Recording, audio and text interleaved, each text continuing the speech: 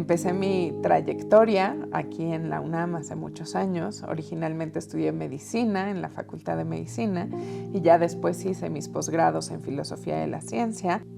Soy investigadora del área de filosofía feminista y filosofía con perspectiva de género.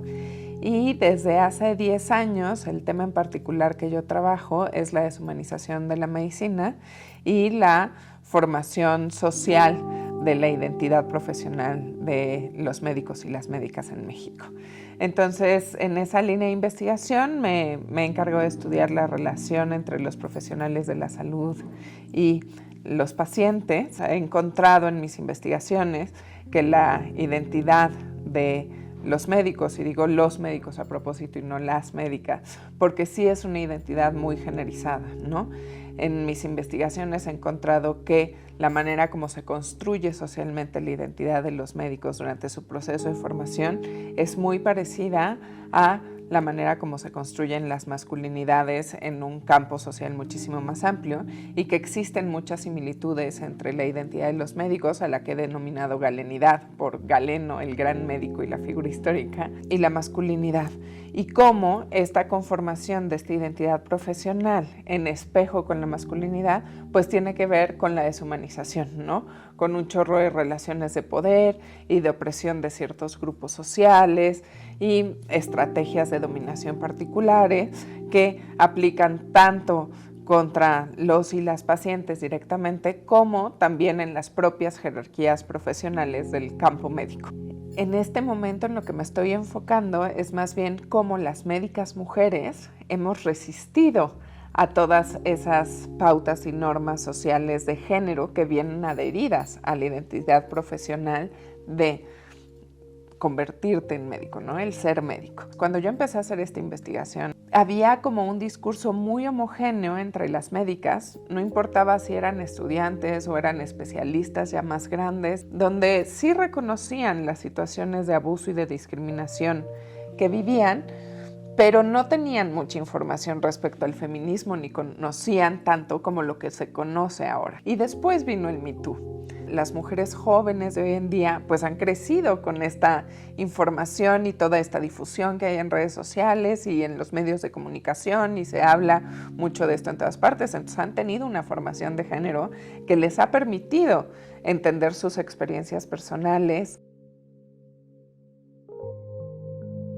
En lo que yo estoy estudiando ahorita es intentar entender este fenómeno a partir de pues las olas del feminismo distintas a las que han pertenecido estas mujeres, porque las mujeres mayores, las especialistas, que resistieron todas esas formas de violencia de género y que se aguantaron para poder formar parte del gremio profesional de los médicos, pues ellas vienen de la ola de finales del siglo pasado, donde lo que estaban buscando era tener los mismos derechos, ¿no?, que los varones para desarrollarse profesionalmente. Lo que querían era poder incursionar en el campo profesional, es decir, yo tengo las mismas capacidades y habilidades que tú para ser neurocirujana o para ser uróloga o para ser traumatóloga, ¿no?, que son especialidades donde normalmente se ha relegado a las mujeres. Y entonces ahora que las chicas más jóvenes tengan esta resistencia, les hace un poco como desacreditar su lucha, ¿no? Porque ellas lucharon,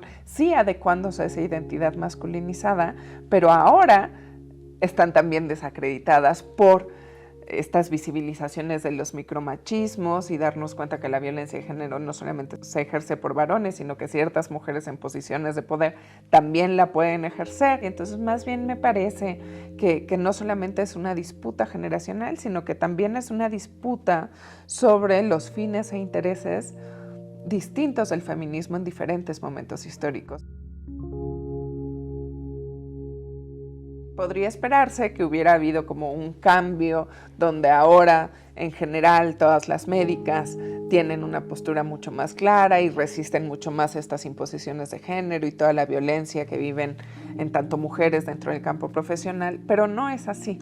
Lo que es muy curioso de mis datos empíricos es que las médicas más grandes, ¿no?, las especialistas, ahora reconocen muchísimo menos la violencia de género que han vivido en su profesión, ¿no? Quieren hablar menos de eso, Mientras que las estudiantes chavitas muchísimo más informadas, muchas de ellas han participado en las marchas del 8 de marzo, pues ellas tienen un discurso político más informado, están presentando denuncias frente a las universidades, están organizando tendederos en las facultades, y entonces ya no vemos que el discurso entre las médicas sea homogéneo como lo veíamos hace 10 años, sino que más bien vemos que ahora el discurso se ha dividido por diferencias generacionales entre las médicas que resisten de diferente manera.